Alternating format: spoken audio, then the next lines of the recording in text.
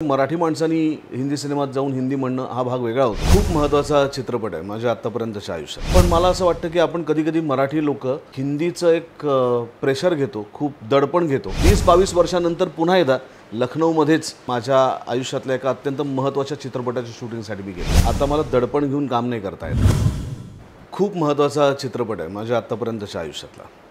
याचं कारण दोन, एक तर त्याचा विषय आणि प्रत्येकाचं स्वप्न असतं की आपण हिंदीमध्ये महत्त्वाची भूमिका करावी, मध्यवर्ती भूमिका करावी। आजपर्यंत हिंदीमध्ये काम केलं नाही असं नाही। अय्यासारखा चित्रपट केला ज्याच्यात राणी मुखर्जी यांच्याबरोबर मी होतो। अजून 2-3 चित्रपट केले, वेब सिरीज केली, पण मध्यवर्ती भूमिकेत नव्हतो। महत्त्वाचा होतो पण मध्यवर्ती नव्हतो। हा चित्रपट ही स्टोरी ऑफ इतिहास या चित्रपटात मी पूर्णपणे मध्यवर्ती भूमिकेत आहे। नमित भारद्वाज हे माझ्या पात्राचं नाव आहे आणि त्याच्या अनुषंगाने त्याच्या पॉइंट ऑफ व्ह्यूने संपूर्ण कथा आपल्यासमोर उलगडते। त्यामुळे अर्थातच माझ्यासाठी खूप जवळचा स्पेशल सब्जेक्ट होता। बऱ्याच वेळा असं होतं की तुम्ही कुठलाच सिनेमा करताय हिंदीमध्ये ते खूप महत्त्वाचं ठरतं। याचं कारण असा एखादा सिनेमा जो नोटीस होतो, तुमचं काम लक्षात राहतं, कारण सिनेमा लक्षात राहतो। सिनेमाचा विषय महत्त्वाचा असतो, सिनेमातलं पात्र महत्त्वाचं असतं आणि त्याचबरोबर तुमचं काम महत्त्वाचं असतं, तुमची टीम महत्त्वाची असते।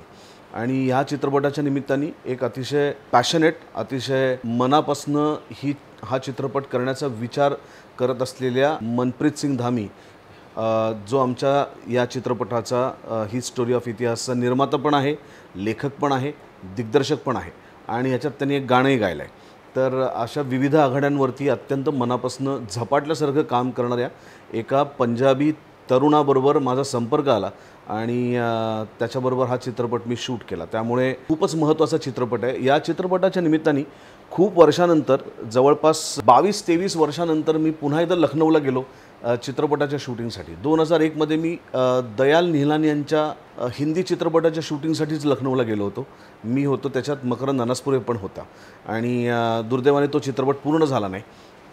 पण 20-22 वर्षांनंतर पुन्हा एकदा लखनौमध्येच माझ्या आयुष्यातल्या एका अत्यंत महत्त्वाच्या चित्रपटाच्या शूटिंगसाठी मी गेलो। एप्रिल आणि मे अशा 2 महिन्यामध्ये 2024च्या हा चित्रपट आम्ही तिकडे शूट केला। अय्यामध्ये साकारलेली भूमिका होती, पण अय्यातलं पात्र मराठी होतं, त्याच्यामुळे फरक वेगळा होता।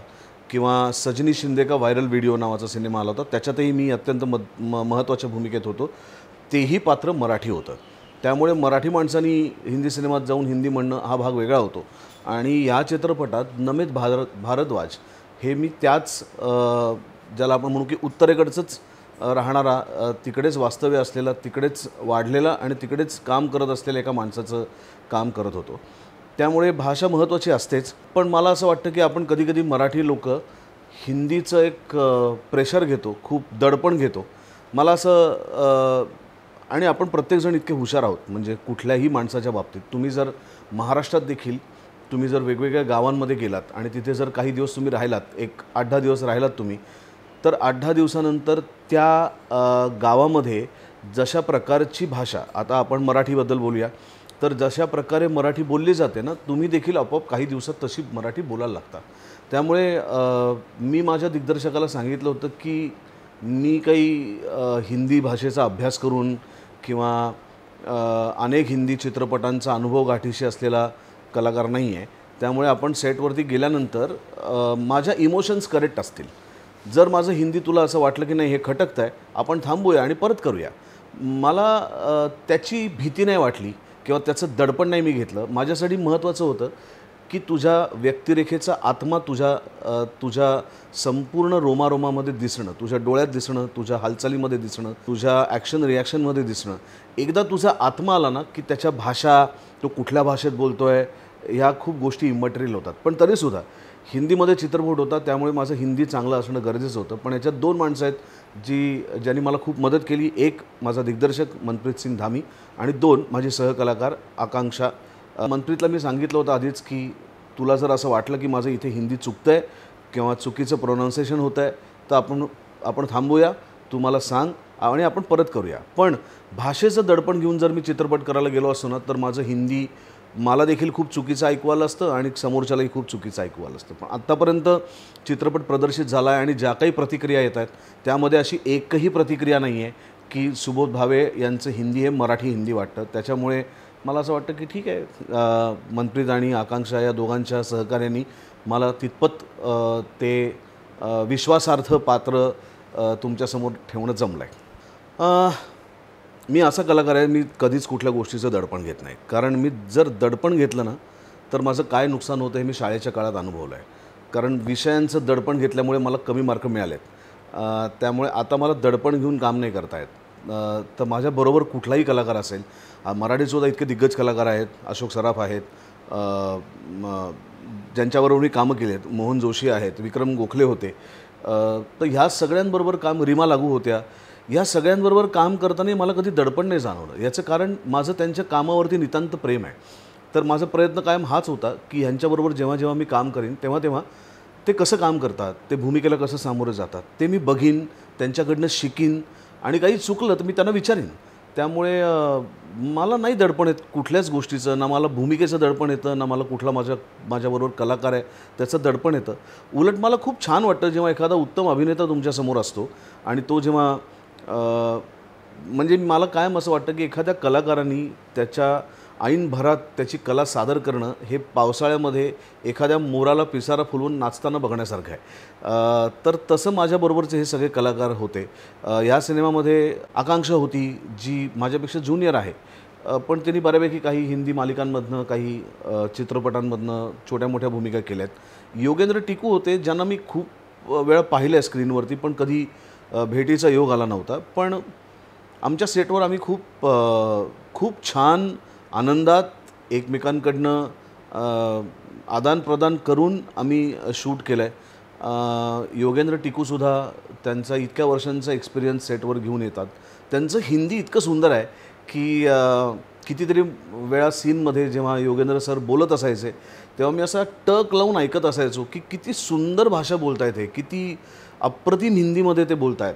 किंवा आकांक्षासुद्धा सेटवरती असायची तर तिचंसुद्धा हिंदी खूप सुंदर आहे, कारण ती उत्तर प्रदेशची राहणारी आहे, बनारसची राहणारी आहे. तिचं वाचन खूप सुंदर आहे.